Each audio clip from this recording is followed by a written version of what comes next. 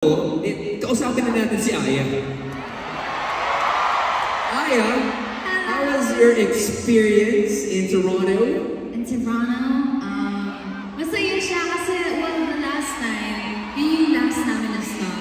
And for our tour, it was our first stop. And ang galing na kasi, mas nag-grow yung rooms. We were in a bigger venue. And what's also, fun fact, yun kasi yung first stop namin sa North America.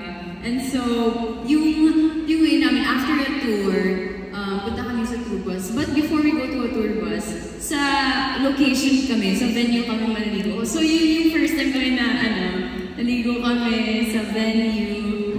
And then, parang kami nasa bahay na yung lahat nandun, make-up, kumakain, naligo.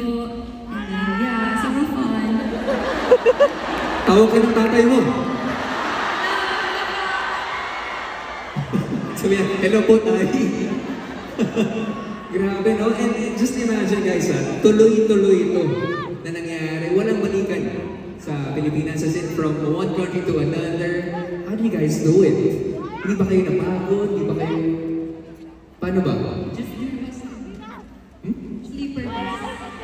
Sleeper bus. May bus na kasama. Oh. Pero just imagine yung pagod, pero yung hirap, pero yung effort na ibinibigay ng mga girls natin just to give that experience sa mga blooms all over the world. That is much appreciated. Diba? Akala ko may sasabihin ko sa akin. Nakakagulat naman itong mga baby girls natin. Pero trained, very professional. Okay, how about the Big Apple? Okay.